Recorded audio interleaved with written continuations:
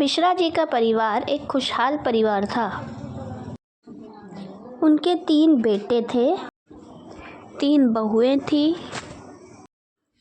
और एक बेटी थी, जिससे घर में पूरा दिन चहल पहल लगी रहती थी।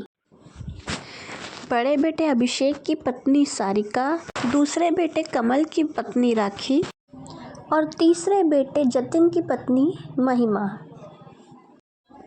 और मिश्रा जी की इकलौती बेटी रीमा। एक दिन सुबह के वक्त घर के सारे मेंबर एक साथ मिलकर चाय पी रहे थे, लेकिन सबसे बड़ी बहू सारिका कहीं दिखाई नहीं दे रही थी। अरे अभिषेक बेटा, क्या हुआ? सारिका सोकर नहीं उठी? तबीयत तो सही है ना उसकी? नहीं माँ, सोकर तो कब की उठ गई थी। कह भी रही थी कि अभी कमरे से बाहर आती हूँ, फिर पता नहीं क्या हुआ।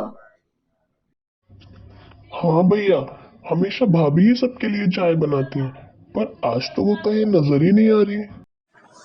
अभी कुछ देर पहले भाभी ने मुझे कमरे में बुलाया और कहा था कि आज चाय मैं बना दूं, शायद उनकी तबीयत ठीक नहीं है। अरे उन्होंने मुझे भी नहीं बताया, चाय मैं बना देती। कल शाम को भी भाभी की तबीयत कुछ खराब लग रही थी।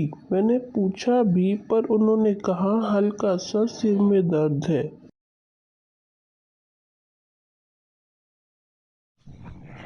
क्या बात है सारिका बहू, तुम्हारी तबीयत ठीक नहीं है क्या? अगर ऐसा है तो अपने कमरे में जाकर आराम कर लो बेटा। हाँ बेटा, तुमने हमें बताया क्यों नहीं? अभिषेक बेटा, सारिका को डॉक्टर के पास लेके जाओ। मम्मी जी, पापा जी, मेरी तबीयत ठीक है। आप सब लोगों के लिए एक खुशखबरी है। खुशखबरी? कैसी खुशखबरी भाभी? सुनाइए ना। पूरा परिवार यहाँ बैठा है। अगर आप आज सुबह सुबह खुशखबरी सुना देंगी तो सबका दिन अच्छे से निकल जाएगा। हाँ भाभी, महिमा भाभी ठीक कह रही है। बताइए ना, क्या है गुड न्यूज़?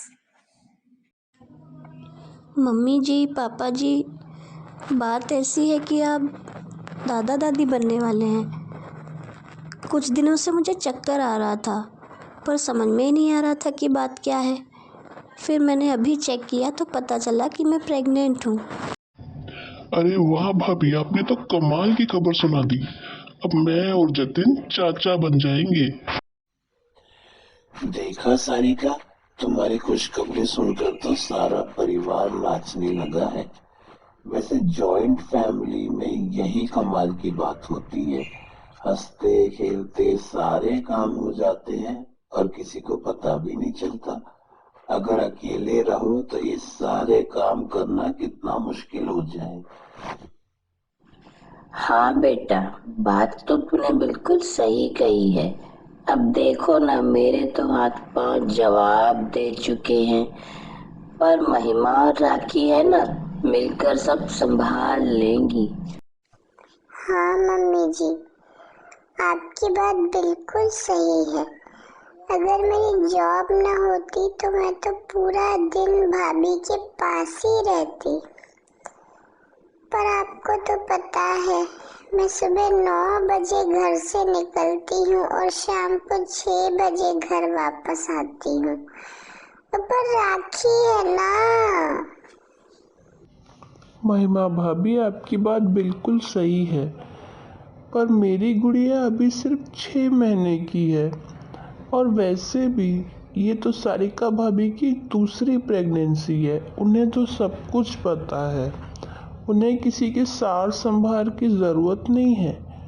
और अगर कभी ज़रूरत पड़ी तो मुझे पता है, माँ चुटकियों में सारे काम कर देगी। मैं जरूर करती। वैसे भी सारिका भाभी मेरी बहुत फेवरेट है। पर क्या है ना कि कॉलेज का आखिरी साल है। अगर पढ़ाई पर ध्यान नहीं दिया तो हमेशा के लिए फेल होने का ठप्पा लग जाएगा। अरे, आप लोगों को परेशान होने की ज़रूरत नहीं है। मैं बिल्कुल ठीक हूँ, मुझे किसी की मदद की ज़रूरत नहीं है। वैसे भी राखी ने ठीक ही तो कहा, यह मेरी सेकेंड प्रेगनेंसी है। मैं कोशिश करूँगी कि मैं सब कुछ खुद संभाल सकूँ। मम्मी, सारिका की तबीयत कुछ ठीक नहीं लग रही, कुछ खा भी नहीं रही और कमजोर भी लग रही है। आप बताइए ना, मैं क्या करूं? अरे बेटा, तो उसके लिए फ्रूट्स ले आ। जब वो कुछ ना खा पाए ना, तो ऐसी हालत में फ्रूट्स खाना ही बेहतर है। कम से कम कुछ तो जाएगा उसके पेट में। ठीक है माँ, मैं उसके लिए फ्रूट्स ले आता हूँ। शाम के वक्त जब अभिषेक काम से लौटकर आया तो देखता है कि रीमा, महिमा और राखी बैठ मिलके फ्रूट्स खा रहे हैं। अरे रीमा, सारिका कहाँ है? उसे भी तो कुछ फ्रूट्स खिला दो। मैं उसी के लिए तो लेके आया हूँ। आप कहना क्या चाहते हैं जेठ जी? आप ये फ्रूट सारिका भाभी के लिए लाए तो क्या हम नहीं खा सकते? अरे नहीं नहीं रीमा, मेरे कहने का वो मतलब नहीं था। माँ ने कहा था कि इस हालत में सारिका का फ्रूट्स खाना अच्छा रहेगा, मतलब प्रेगनेंसी की हालत में। तुम लोग खाओ, पर उसको भी तो बुला लो। भैया, भाभी का तो आप बहुत ख्याल रखते हैं, थोड़ा ख्याल अपनी बहन का भी रख लिया करें। भाभी के लिए आप फ्रूट्स लेके आए और हम लोगों से पूछा भी नहीं, और हम लोगों ने खा लिए तो शायद आपको बुरा भी लग रहा है। तुम सब मेरी बातों का गलत मतलब क्यों निकाल रहे हो? मेरे कहने का बस ये मतलब था कि सारिका ने कुछ खाया कि नहीं। भैया, मैं तो ऑफिस से अभी अभी आई हूँ, मुझे भाभी के बारे में कुछ नहीं पता। अभिषेक अपने कमरे में जाता है और सारिका को अपने पलंग पर लेटे हुए देखता है। क्या हुआ सारिका, तुम्हारी तबीयत ठीक नहीं है क्या? हाँ, बहुत चक्कर आ रहे हैं, मुझे कुछ ठीक नहीं लग रहा। वैसे एक बात कहूँ, आज ना मेरा सैंडविच खाने का बहुत मन है। तो तुम्हें किसी को बता देना चाहिए था ना। ऐसी हालत में जो मन करे वो खाना चाहिए। भूखे रहने से बच्चे की सेहत पर बुरा असर पड़ता है ना। अरे किससे कहती अभिषेक, कौन मुझे सैंडविच बना के देता? घर में सब लोग अपने अपने कामों में बिजी रहते हैं।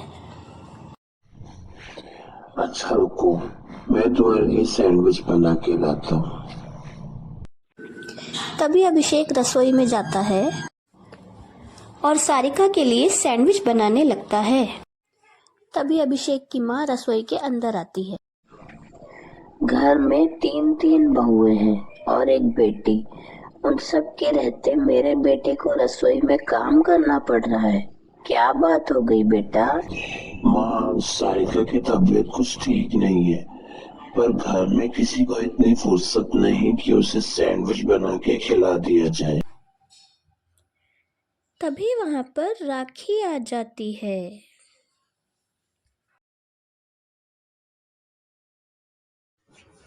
जेठ जी, अब तो सासू माँ से हमारी शिकायत कर रहे हैं, ये कोई अच्छी बात नहीं है।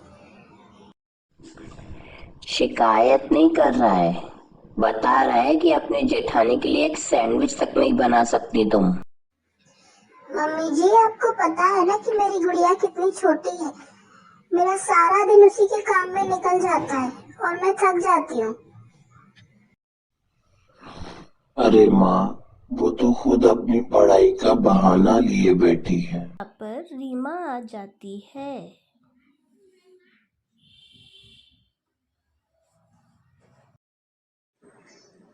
भैया, मेरे कॉलेज का आखिरी साल है, मुझे क्या ये भी बताने की जरूरत है?